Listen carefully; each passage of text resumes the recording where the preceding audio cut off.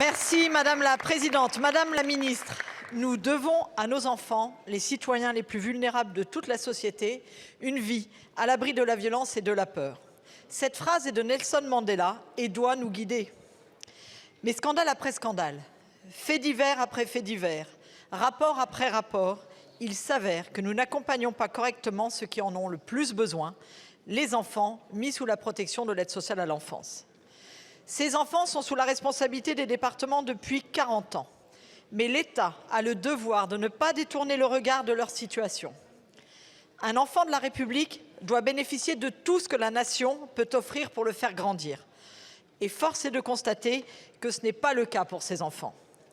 La délégation aux droits des enfants vous a fait parvenir le fruit de ses travaux et de ses réflexions menées depuis 15 mois pour que l'État reprenne sa place aux côtés des départements sur cette politique essentielle. Justice, santé, solidarité, éducation nationale, territoire, enseignement supérieur, autant de ministères qui doivent être impliqués et qui aujourd'hui, par un fonctionnement en silo, ne permettent pas la mise en œuvre de politiques efficaces au service de ces enfants pour qu'ils se construisent et deviennent des adultes épanouis.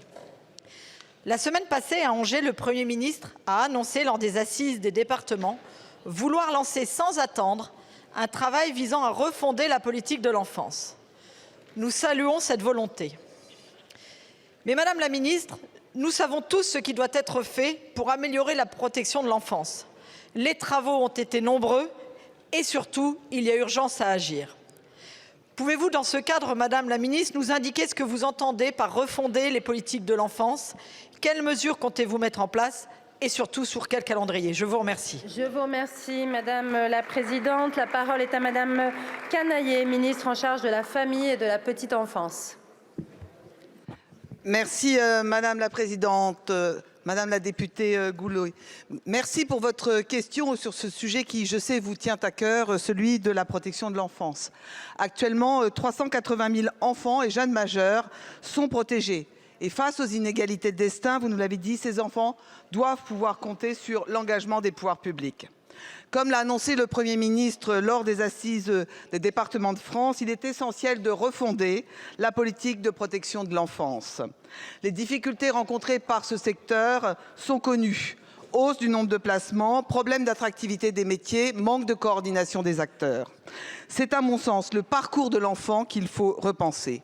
Travailler tous ensemble pour mieux définir les conditions de prise en charge de l'enfant, chaque fois que c'est possible, chez des proches, des tiers de confiance, des familles d'accueil, pour un parcours et un accompagnement plus individualisé et plus sécurisé.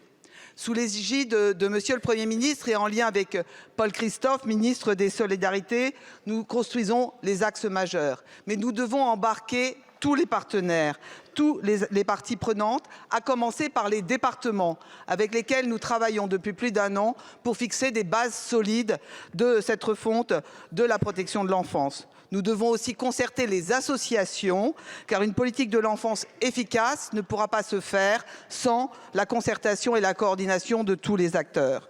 Notre objectif est d'agir rapidement, dès 2025. Désinstitutionnaliser la protection de l'enfance, c'est un enjeu majeur. Ça demande de l'engagement et de la responsabilité. Vous pouvez compter sur moi. Merci beaucoup, Madame la Ministre. Il ne vous reste pas de temps, Madame la Présidente, désolée. 2 secondes. 2 secondes. C'est toujours ça. Merci Madame la Ministre. Vous nous trouverez bien entendu à vos côtés, mais il y a vraiment urgence à agir. Je vous remercie. Merci beaucoup. La parole est à